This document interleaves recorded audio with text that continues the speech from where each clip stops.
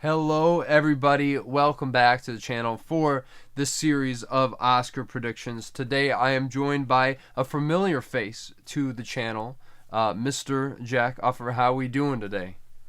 I'm doing good, sir. Thank you for having me in this very fine evening.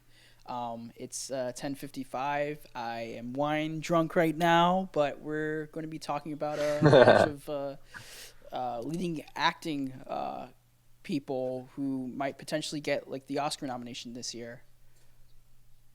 Yes, sir. Yes, indeed, we are. And I'm really excited to talk about the lead categories in particular because I think that there's a lot of chaos, whether it be, in a large quantity or a bit more minimal in another race. A lot to get into. And yeah, so you want to just dive right into it? Yeah, let's like actually dive into it. I have the awards expert app just locked and loaded, so let's kind of dive into it, man. All right.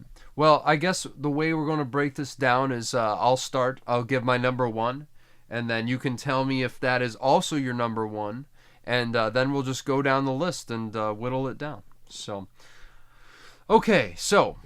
let's start with Best Actor, which I think this race is pretty chaotic, but I think that there is a clear five that are out front.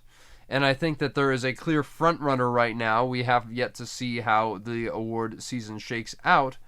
But at number one, I have Timothy Chalamet for Marty Supreme. What say you? I have Timothy Chalamet at number one also as well.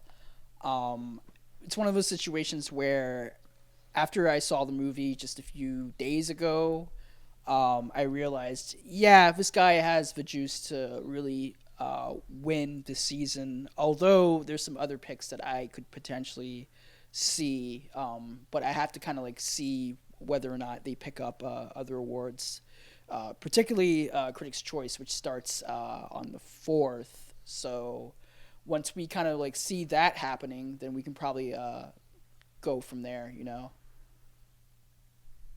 Oh, absolutely, man. And I think, yeah, because it seems like he's so out front. I mean, he almost won the Oscar last year, arguably. And I feel like without Brody this year, he has a lot less competition because I still think he would have lost to Brody this year as well. But the thing is that he has such great momentum. Marty Supreme is one of the strongest films in the Oscar race, and he's just got that career narrative going. He's riding that high off of a complete unknown, and it just seems like it would make sense to give him this Oscar, even though he's only 30 years old, for his career best performance. If you ask me, I think not that he would be my number one pick, but this would be a very, very deserving win, and I'm all there for it. Yeah, I personally agree with that.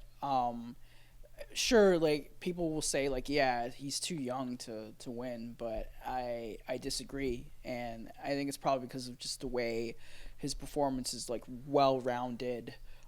There's a lot of stuff that he can pull out of his performance. He's doing a lot of like comedic moments. He's doing a lot of bragging moments. There's like narcissism in there, but also at the same time, it's the whole entire journey of Marty and his notion of achieving greatness. And I think Timothy Chalamet, uh, his performance in it is very transformative, and his last two nominated performances, they were both really great. Especially "Call Me by Your Name," I think was one of like the best performances that year, in my opinion. And I really liked his performance in "A Complete Unknown," but I would have still picked Adrian Brody for The Brutalist, in my opinion. But yeah, like it's just he's just like all like firing in all cylinders with his performance, and it makes total sense for him to win this season. And if he doesn't win this season, then it's totally fine. He has a lot more chances, but right now, Yeah. like I can see it. I can definitely see it.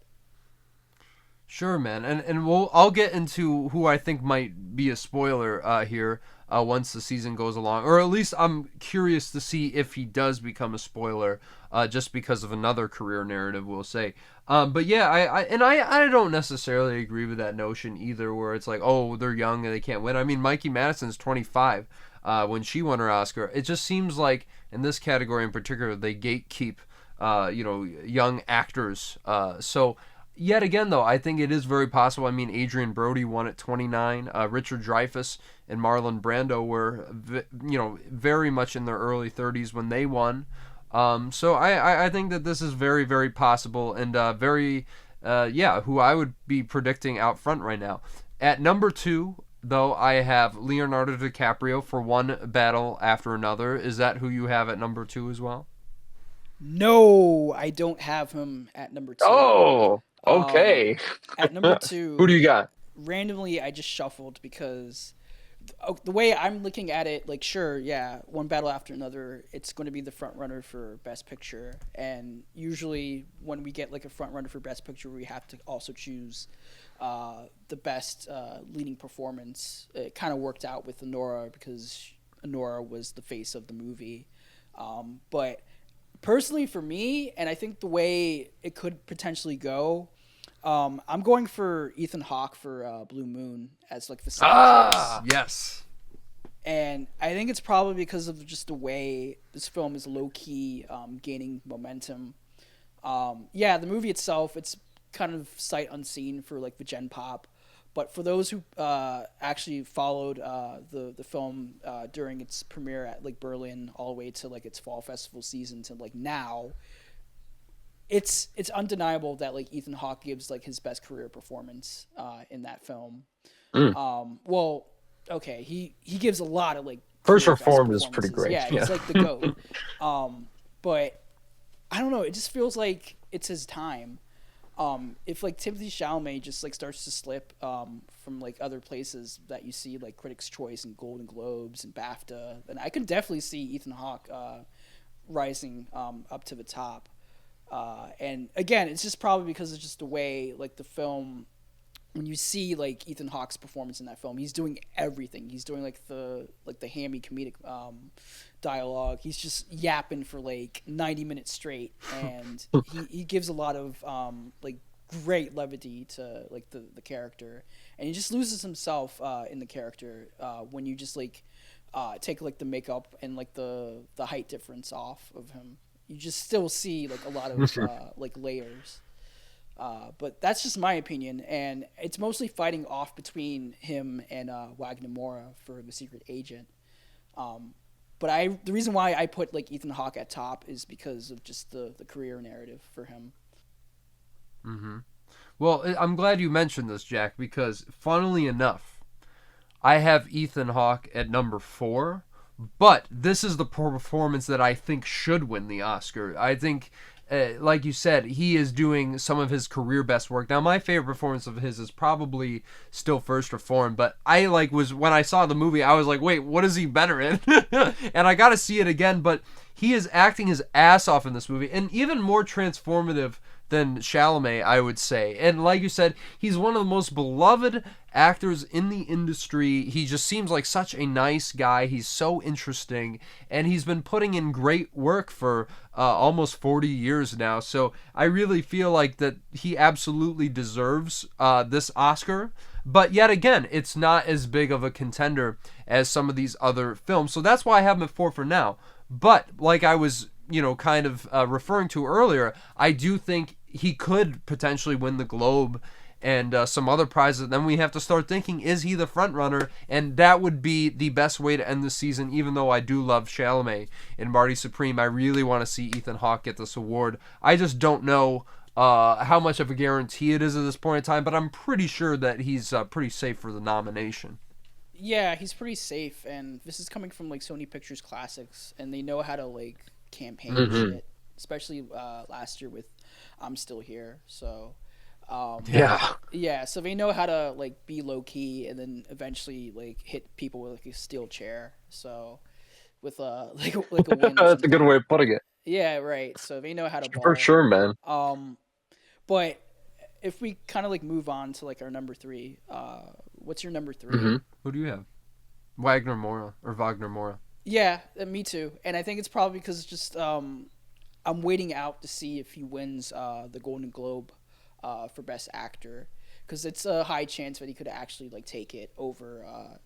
What was it? it's in the drama Michael B. category. Jordan. Yeah, yeah, yeah. So Michael B. Jordan. Yeah, yeah. Yeah. Okay, because like that whole category is kind of just like I don't know what's going on here. Um, but yeah, it's an easy win for him over there. But I also want to like see him win other places. But I need that like Oscars. Oh, sorry, that Golden Globe speech to like pull a lot of the people over to him. And it's probably because like it's my favorite movie of 2025. I think his performance in that film is very layered and nuanced, and he's giving a lot of like levity to just the overall situation with the themes of collective memory and the whole history behind the dictatorship in Brazil around that time.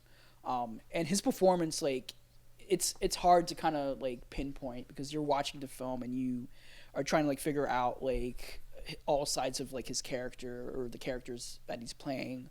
But then eventually, towards like the third act of that film, you kind of like understand what he's going through and what his characters are going through, and it's probably one of the most versatile like performances of the year in my opinion. And yeah, like I'm honestly like rooting for him to actually take the Oscar over Ethan Hawke and Timothy Chalamet. Like should win the should win category, but I'm content with just Timothy Chalamet or Ethan Hawke winning. I think that would be like a nice like kind of just a career win for both of them, but also just like at the same time, I personally think Wacknamore is like the best performance of the year or last year. Wow, wow. You know, it's funny because I'm kind of like, I need to see this again, and I feel like maybe it could grow. I thought he was great in the film, but it's not, I don't think it's anywhere near like one of my favorite performances of the year. But I do think that The Secret Agent has a lot of momentum behind it. It looks like it's probably getting into picture. At this point, I'll get into that at another time. But I do think that he is absolutely locked for a nomination, and he could win the Globe. But maybe we'll get to this once we get to another actor, because I'm assuming that we both have him on our list. But let me ask you this: do you have Leonardo DiCaprio at 4? I have him at number 4, safe 4. Okay. Wow. I think the reason why is just listen. He did win an Oscar a long time ago for The Revenant, and it was one of those situations where it was just like, yeah, he finally won his Oscar. Sure, the movie itself, like. I personally wouldn't choose like Leonardo DiCaprio for The Revenant. It should have been like The Wolf of Wall Street. Yeah. I'm trying to think what else. Maybe Aviator. I thought he was. I know Aviator. Ray though. Yeah. But or maybe Titanic. But It wasn't nominated there, yeah. I wish. But yeah. But it was a career win, and I think now, like when we look back at like The Revenant, it's just like, yeah, it was a really good performance. But I also think his performance in One Battle After Another, he's doing like the same thing that you usually see from him, with like the comedic like versatility, dramatic moments, whatnot. But like he really sold like the whole idea of him being like a father who's trying to find his daughter in this like weird situation.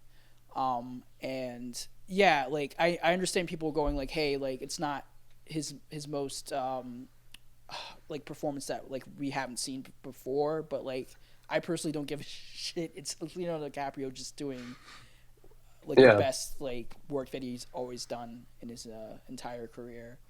But I have him at like a healthy like number 4, just because if anything else bad happens during the season, he could potentially just like win because of One Battle After Another being like the best picture frontrunner.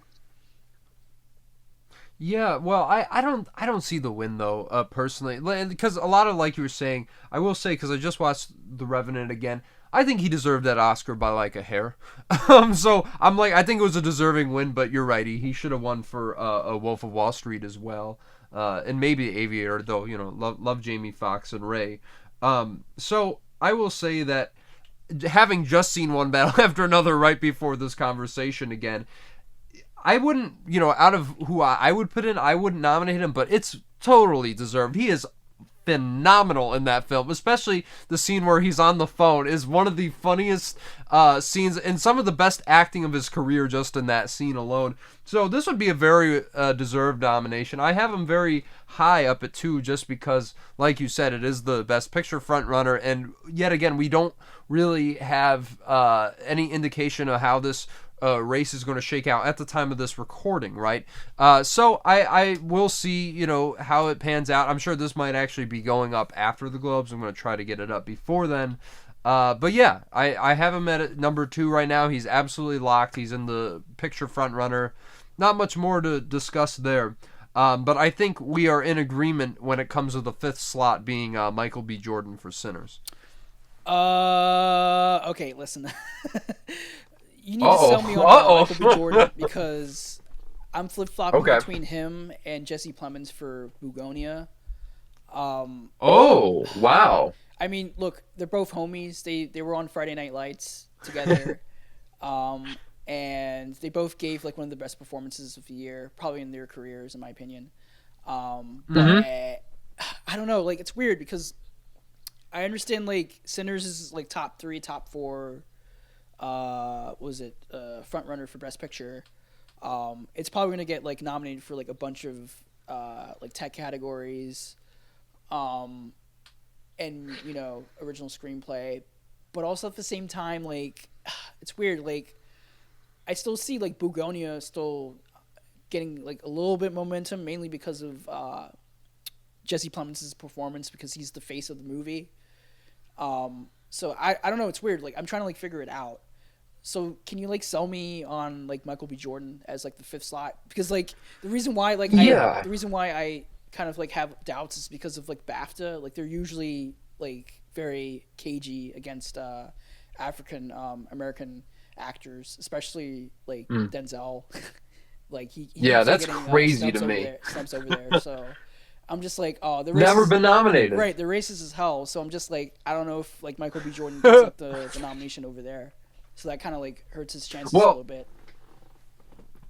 Okay, so here's what I think. I think he's got the slot because Jesse Plemons, sure, Begonia's doing pretty well so far. Hasn't really missed a beat, but I don't think he's really cleaning up an actor, and it would be a very deserving nomination. But here's the thing. Okay, with Sinners, I think Sinners is like like top 3, top 2 for picture.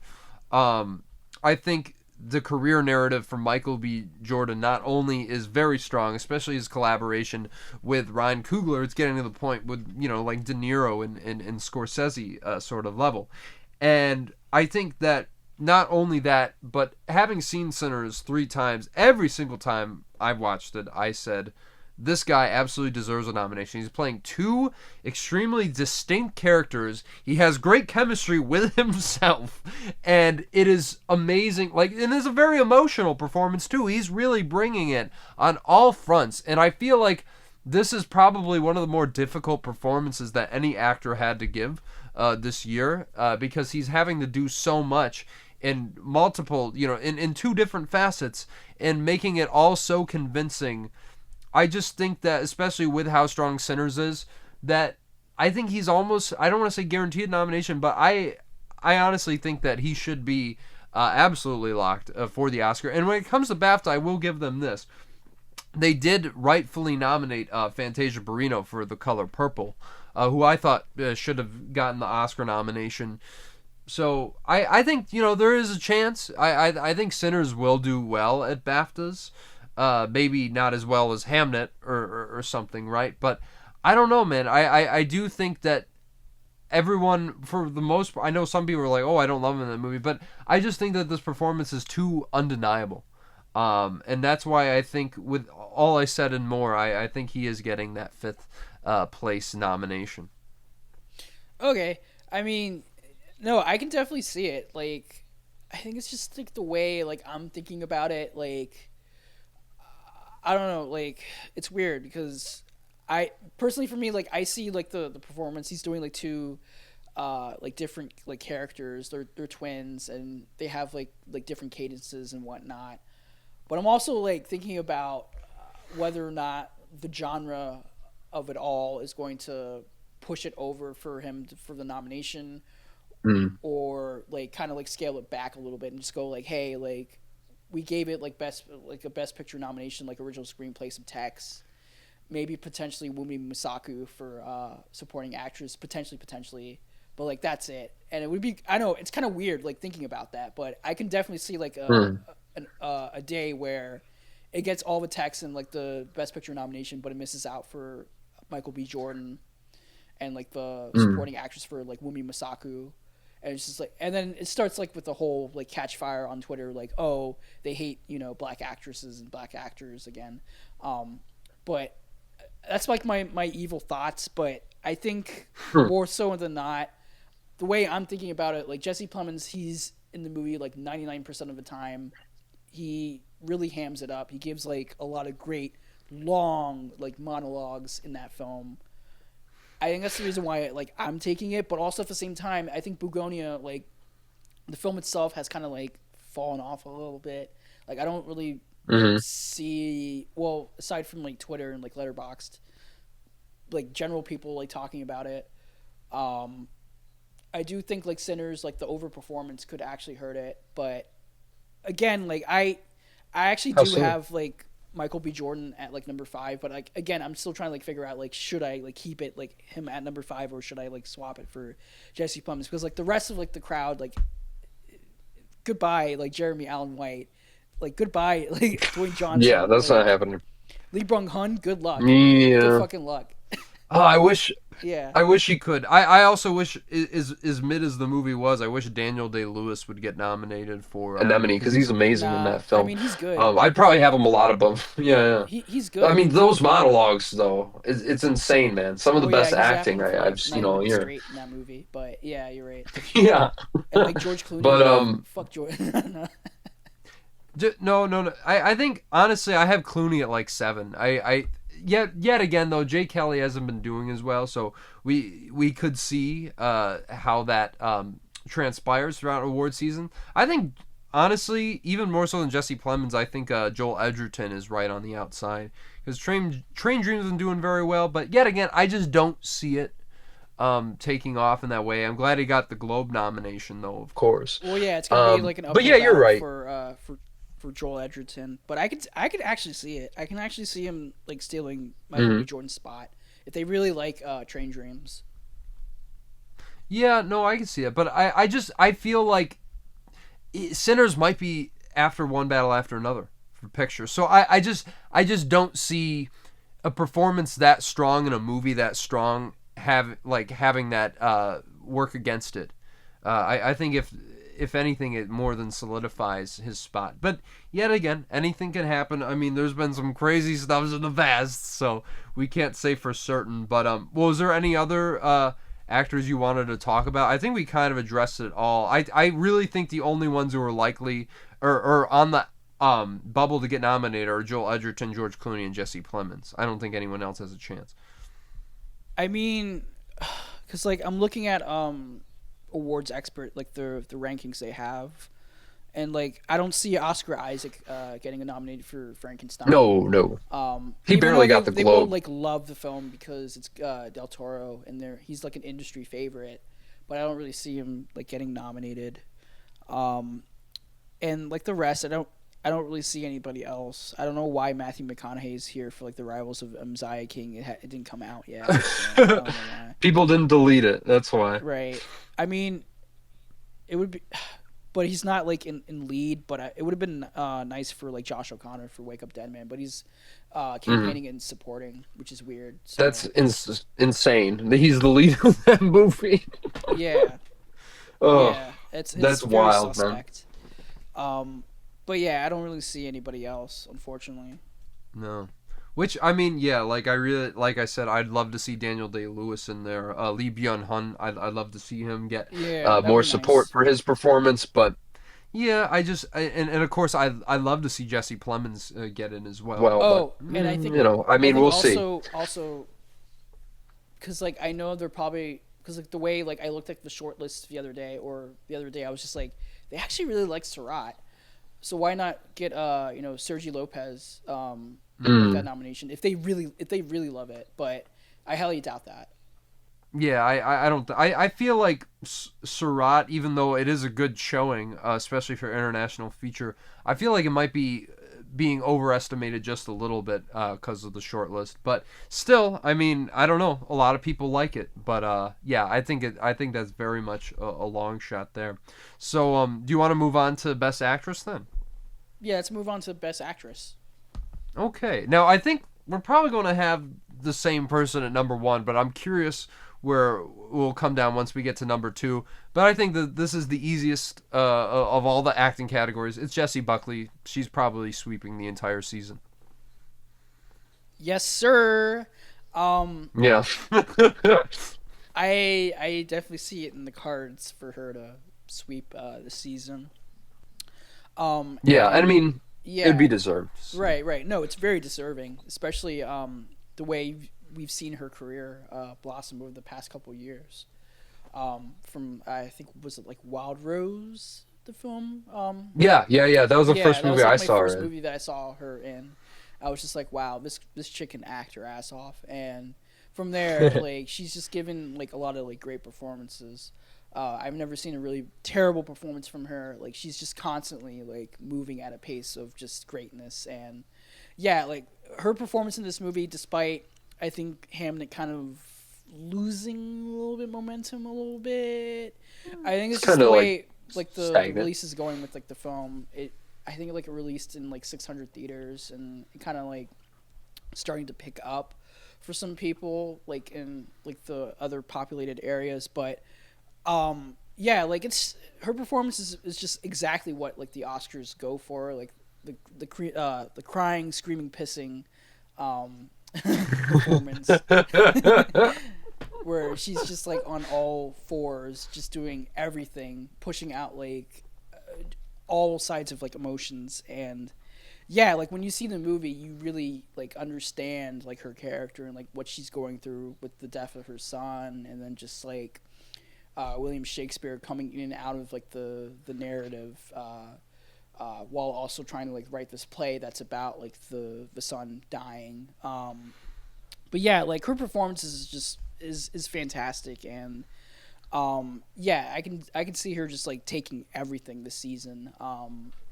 Although I do think when we get to like our like other ranked performances, we can probably argue a little bit about the Mm. potential scenarios that could happen if the sweep doesn't happen this year.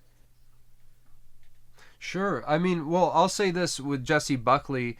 I think there's also a lot of really subtle moments, like how much she can convey with just a single glance, like whether it's like her chemistry with Paul Mescal, like when she's just looking at him at the beginning of the movie, I'm like she's so entrancing to watch, and yet again, I think this is one of the greatest performances of all time. I think that this is going to be an all-time great Best Actress win, so I'm very much looking forward to her taking it.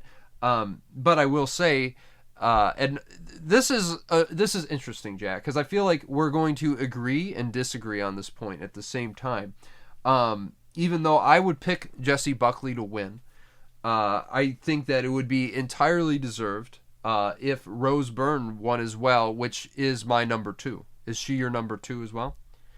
Yes. So I'm taking that Yeah, there over we go. the idea of like stats and where Rose Byrne is like ranked um, over uh, over Jessie Buckley.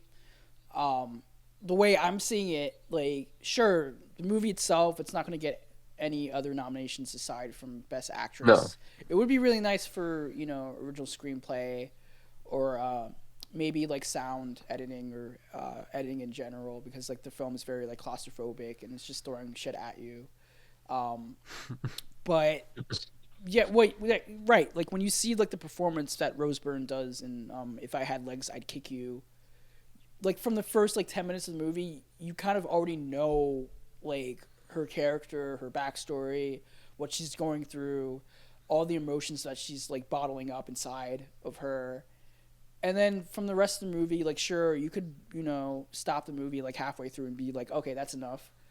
But even then, like there's still like more stuff to kind of like chew on with like that performance.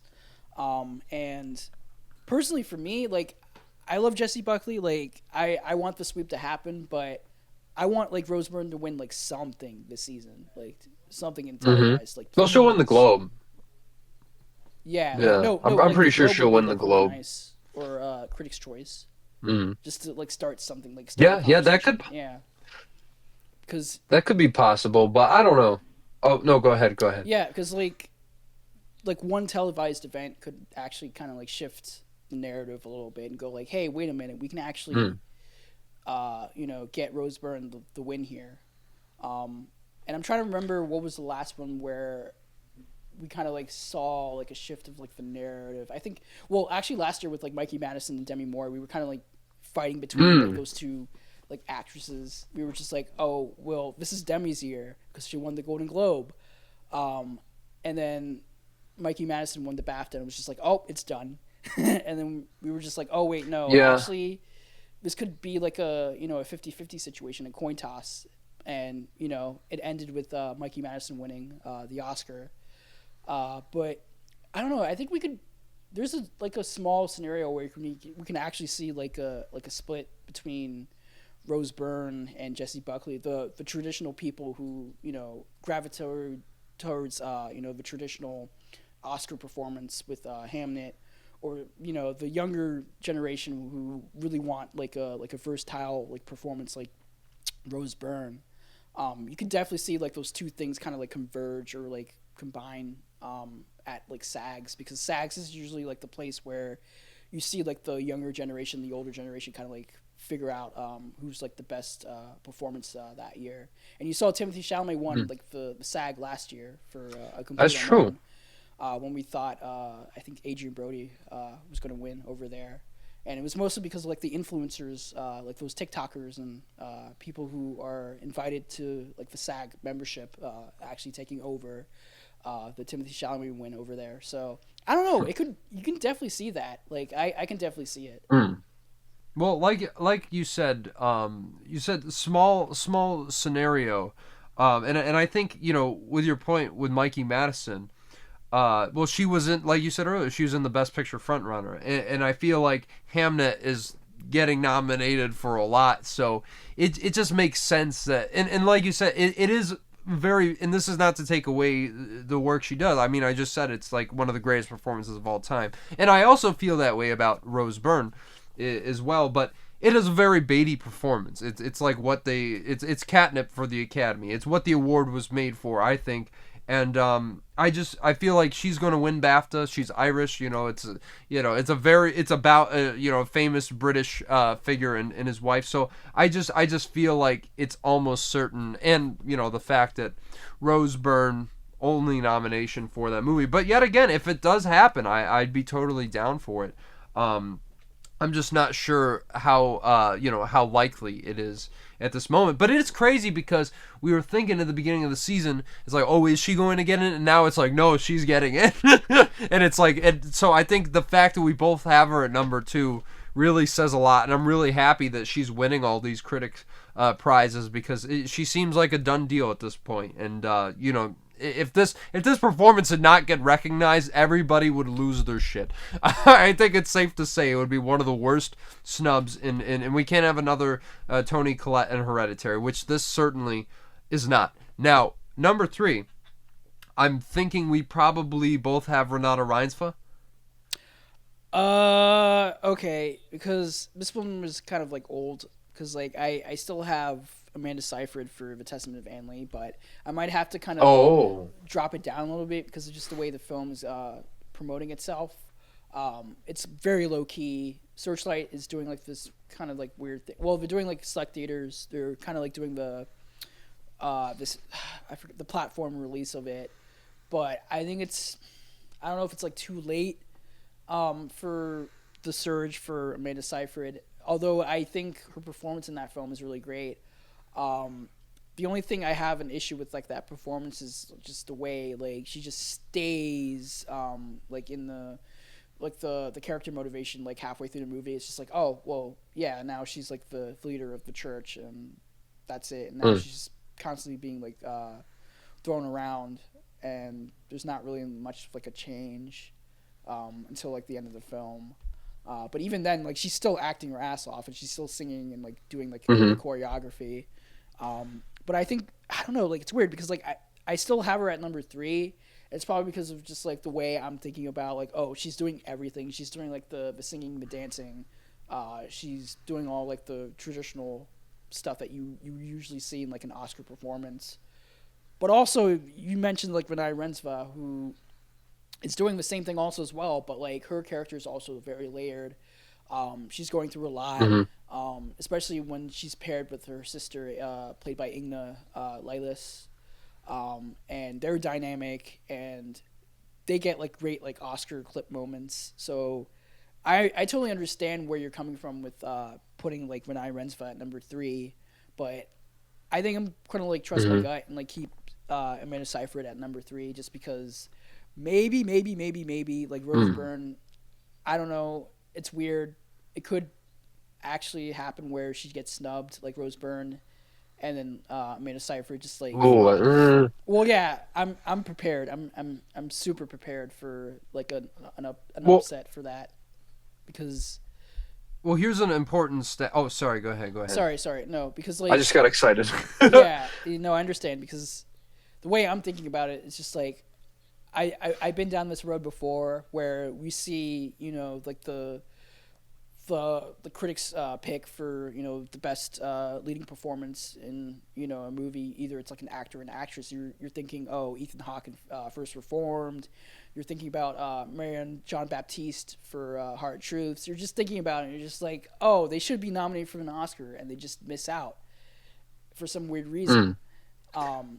So that's just like my evil thoughts, like thinking about like, oh, this could Mm. actually happen, but that's just me. I'm still keeping Amanda Seyfried at number three, but I'm mentally prepared for that massive upset if it does actually happen. But I think it's like a 5% chance. Yeah, well, here's I'm gonna say your evil thoughts to rest real quick because I was told that because correct me if I'm wrong, Rose Byrne won L.A. and New York critics, right, for For best best actress. actress, I I'm think pretty sure. so. I mean, she's pretty Well, much it was. aside from Jessie Buckley, she's still like leading in like the Yeah. critics groups.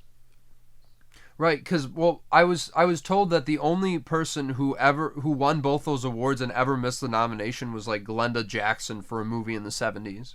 So I'm like, I think she's like pretty locked in there. So I don't really see Amanda Seyfried or someone kind of leapfrogging her. And I'll get to her. I'll talk about Amanda Seyfried in a little bit, but But Right. I do want to talk about Renata Reinsva because I mean I think she absolutely deserves this nomination. It's a very subtle performance, but there's so much going. Like her eyes just say a million things all at once, and like there's such a story behind her eyes, and that's like one of the biggest compliments I can give any performer. But she really has to convey so much in her emotional journey, very internal performance, but also conveyed so convincingly in every single scene that she's in. And yeah, definitely this performance when I was like closer to the screen as opposed to when we were at TIFF, I definitely feel like this really hit so much harder. It's exceptional work, and like we know, Sentimental Values is one of the premier Best Picture movies, definitely getting in screenplay all over the place, that sort of thing. So I feel like she's absolutely locked at number three. For a while, I would have said she was the next guarantee after Buckley, but Rose Byrne is just taking off like a storm. So that's why I have Renata Reinsva at three. I didn't know if you wanted to say anything about her, or where do you have Renata Reinsva? Actually, let me ask you that. Okay, yeah. So I have her at number four. Okay. But I don't know. It's weird because like going back to like Amanda Seyfried, the way like I was thinking about it, I was just like, oh, like everything's coming for her. Like she has like the career narrative. The movie itself, sure, like it's polarizing, but she's giving like an all timer performance, and just like the way like she carries herself with like the material at hand is very like exceptional. But the way you put it with Renai Rensva, that's like I'm also thinking about that also as well, because like yeah, like Renai Rensva, like her performance in that is like really great. She's doing everything. She's like interacting with like leading giants like Elliot Fanning and Stellan Skarsgård, and Inga Leilis, and yeah, I don't know, it's just weird. Like I think it's probably like my bias with like Amanda Seyfried. I'm just like I really want her to like finally get her Oscar win, because like I've been following her for like a long time, and like she's given like a lot of great performances in her entire career. But yeah, like I totally understand where you're coming from with Renai Rensva, the placement you have. But yeah, I don't know. It's weird. It's very weird.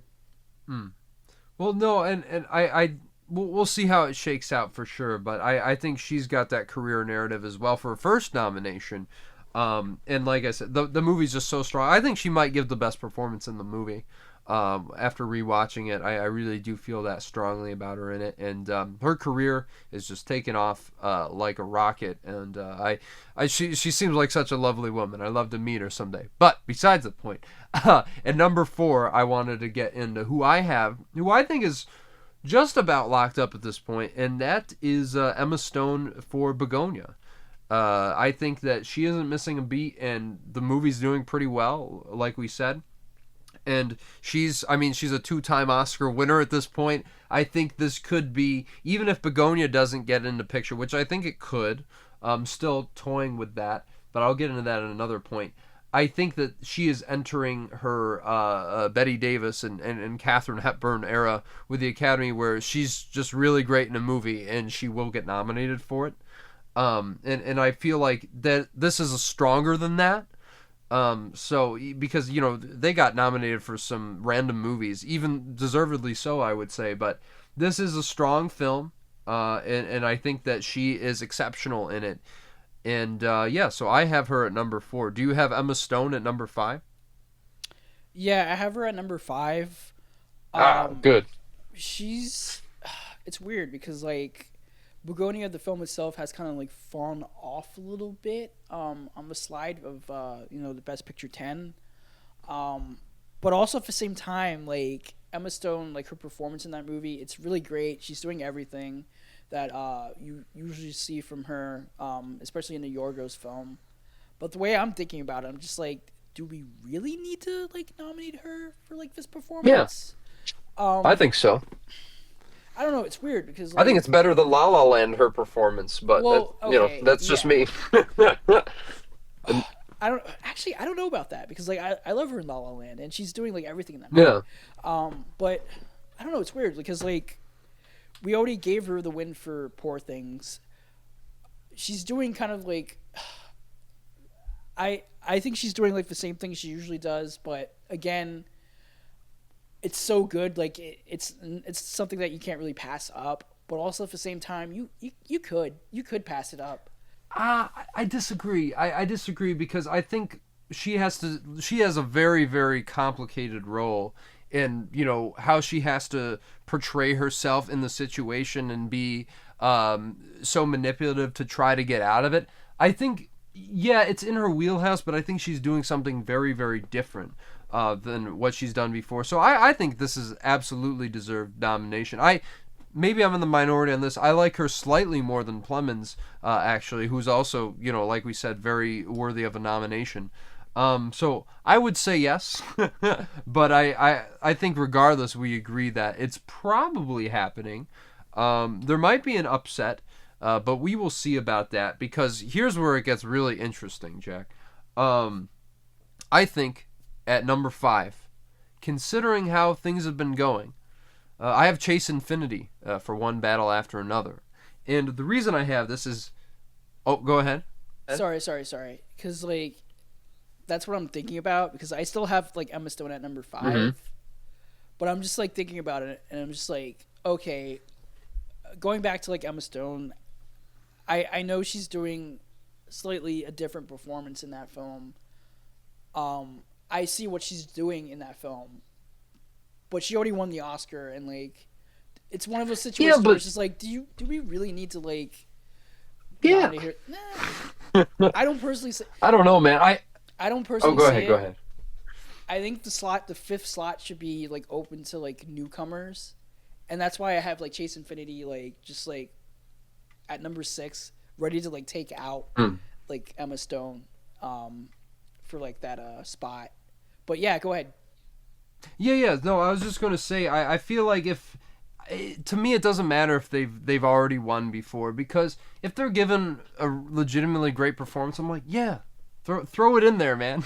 So that's kind of how I feel about her run so far. But maybe we see a little bit differently on that performance in particular, and that's fine.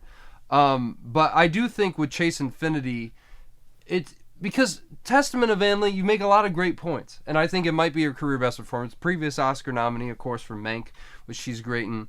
I just feel like that this movie's been wetting the bed at like every step of the way, and I just feel like with One Battle After Another being so strong, being the front runner for picture, I just feel like there's a lot of support for Chase Infinity in this movie, and for her career to really take off. But I still feel like Emma Stone is more likely, just because she is that established, two-time Oscar winner. And I don't know, but I do feel like Chase is becoming a little bit more likely than Amanda Seyfried. Now, we could see the nominations kind of change the sway of that. But I just feel like at this point, Testament of Anne Lee has not been doing well enough to indicate for me that she is a lock to get nominated at all. But I do have her at like 6. Okay, yeah. I think again, it just really depends on like what Disney's doing with the Testament of Anne Lee. It's their only like best picture option. They shat the bed with Rental Family. R.I.P. R.I.P. Yeah, R.I.P. R.I.P. And they don't have anything else. Like you don't really want to see Fantastic Four or any of like the Marvel movies getting some love. So. Well, maybe in technical categories, I'd love to see that get a production design nomination. Right, I think yeah, that'd we're be not very doing inspiring. like anything with assisting on. So, Yeah. yeah. So, I totally understand where you're coming from, but I'm still keeping like Emma Stone at number 5, but I'm just ready and prepared for like Chase Infinity to take over that spot, and it was incredibly based for her to be placed in leading instead of supporting, because I think she is the face of the movie. She does like have like a subtle like performance in that film, and it's just one of those like performances that like you immediately like attach to her like character and like the way she's going about with like the situations she's in. But yeah, like I totally understand like your placement. And I totally understand like my own like biases between just like the stuff that's happening with like this category. So yeah, like I still have like Chase Infinity at number 6, but I'm just like ready for her to like take over for Emma Stone. Well, here's a question I have for you, Jack. Do you think that Kate Hudson could leapfrog to a nomination? Fuck no. Fuck no. Really? I haven't seen the movie. I saw the movie. I hear she's so great in it. She's good in it, but she's pretty much doing like a lifetime movie of the week performance in that film. Oh wow! Okay. Basically, she's doing like the traditional like screaming, pissing, crying performance. But this time around, the way the movie it's framed, it's like very framed like a lifetime like movie of the week situation, where it just constantly just throws like a lot of really terrible situations, and then just like cuts to like the next scene, and it's like a never ending like PS2 cutscene that like you can't skip. The way I wrote it for like, my Letterboxd review. So yeah, like it's more of just like a Golden Globes, maybe Critics' Choice situation. But other than that, like I don't. Maybe SAG. I don't know. Maybe, but well, yeah, because like the SAGs are very kind of like weird. They throw a lot of like one-offers, like Jonathan Bailey for Wicked for Good. Yeah. Wicked for Good, the first Wicked, that time around. So I can see her getting nominated over there, but I don't really see her like carrying over to like an Oscar nomination. Like there's not a lot of like talk about Song Sung Blue like past her performance. Like I don't really see Hugh Jackman. I don't really see the movie itself. Like it's just Hugh Jackman even said he's not in the cards for this one. Right, yeah. So I'd like to take him for his word. And even well, then, like I don't know, like very like sterile. He's just doing like Buffalo Dad, but with like a Judon Den like performance. It's weird. I don't know. It's a weird movie. But yeah, like I didn't really enjoy it. I could tell. Well, I mean, I don't know. I still have her at 7. I think that there is maybe a chance, but speaking of Wicked for Good, do you think anyone else is likely to get nominated here? Because I really don't think anyone else has a shot. I think Cynthia outside of a total shocker, but... Well, yeah. I think Cynthia Erivo's kind of done. The way the film's performing, it's kind of like falling off a little bit. I'm still debating whether or not like Ariana Grande gets the nomination, despite the movie kind of I hope falling so. off a bit. Yeah, I kind of hope. I don't see her winning. No. But yeah, like I think it's hard because I think Cynthia Erivo, like her performance in that film is really good, but I prefer her performance in the first film than the second film, in my opinion. Okay. No, I agree with that. I think, even though she is, I think she's just as good in the second one. Here's something I was thinking of. Probably the last name I'm going to mention. Do you think Eva Victor could shock in like a surprise Best Actress nomination? That'd be very dope. Inspired, I think. Well, yeah, that'd be pretty dope. Like, but I don't see it, unfortunately. But it would have been. Glad she got the Globe though, at least. Yeah. I mean, it would have been really cool, and I would have said the same thing with like Jennifer Lawrence for Die My Love. That's another one where I was just like, she gives like her best performance in quite a while. It's way better than like American Hustle. It's way better than Joy. Oh. And it's like right on par with like Silver Linings Playbook. Her performance in that film. Whoa. In my opinion. And yeah, like if in another year she could have actually taken over maybe Amanda Seyfried. Actually, I don't know. Like I feel like if truly like the Testament of Anne Lee just like falls off, like there's like one day where it's just like completely just like gets morbed, like you don't see it anymore. I could see Jennifer Lawrence like getting just like that lone nomination for just Die My Love. But that's like, it really depends on like whether or not like people actually watch the movie in its entirety, because it's very like high wire anxiety. It's throwing a lot of shit at you, and it's constantly pissing you off. So you have to kind of like sit through it, and you have to be like kind of like that person who like understands what's like the film's going for, you know? Sure. Well, that's the thing. I feel like even on its worst day, Testament of Anne Lee's still like more palatable than Die My Love. So I would argue probably, like, I get it though, she is great. I think it may be up there with some of her best work, but yeah, I don't know. I just don't see them touching that with a 10-foot pole. That's just how I kind of view Die My Love. But yeah, I don't think that there really is any. It's honestly, I think it's the 7 and probably more so just the 6 that we talked about first. So yeah, but yeah, that's what I mean. It's a much thinner field than Best Actor, but even then, it feels like both of them have kind of thinned out at this point to a very select few people. Right, and we can say goodbye to Julia Roberts for After the Hunt. Yeah. Put the little like tombstone, just rest in peace. That was a thing. I remember when I said going into the season, I was like, she's going to be the next 2-time Academy Award winner after Adrian Brody, and I was very wrong. I mean, very wrong about that. I already, hit the rest in peace pose for After the Hunt once the film came out. Yeah. I would say the same for Rebecca Ferguson for A House of Dynamite. That was never going to happen. Yeah, earlier we were just like, hey, like, it might be her time. And then we watched the movie and we're just like, never mind. She's only in it for like, was it like 30 or 40 minutes of the film? And her accent just wasn't there either. So, I mean, not that affects Amanda Seyfried at all. But, it's definitely much more noticeable when you think about it. Here's one more question before we wrap up. I meant to ask this earlier. Do you think that there is a chance that Michael B. Jordan could win the Golden Globe over Wagner Moura?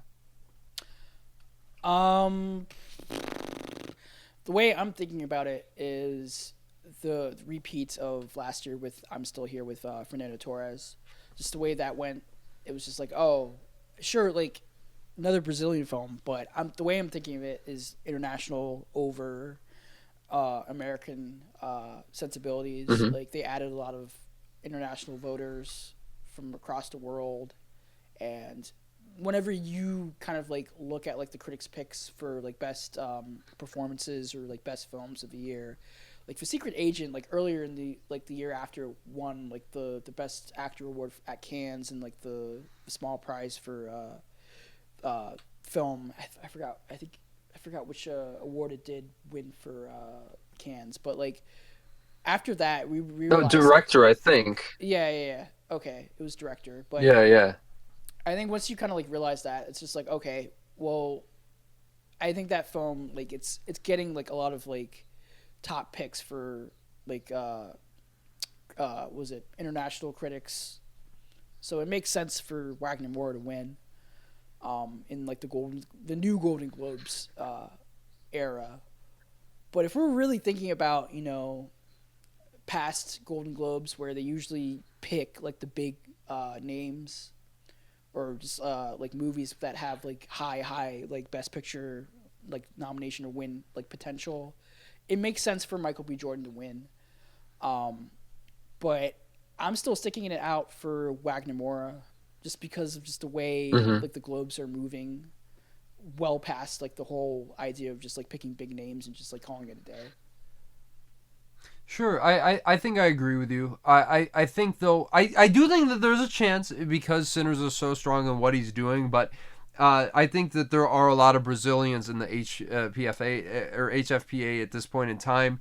And like Fernando Torres, like you said, it just seems likely that he has a lot of support right now to do so. But I could see it. I could see an upset. Same thing with Ethan Hawke, like I said. But I guess we'll just have to see. Hopefully, I get this up before the Globes. I'm going to try to, at least, now that we have this. But very good discussion, Jack. I'm really glad that we got on here and talked about these categories. I think we have we have similar but quite different approach to our placement and nominees. So I really am glad that we got to have this specific conversation. Yeah, thank you for having me, man. This was really like fun to like chew some of our placements right now for the leading actors.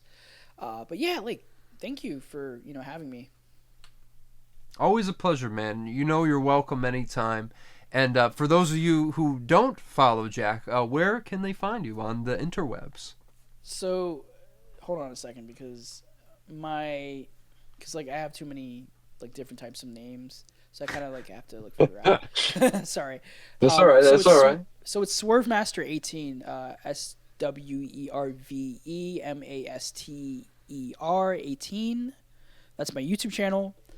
You can find me there, and when you go into my YouTube channel, you click on the little link tree, and you can find my Letterboxd and my Instagram and my Twitter, and just go from there.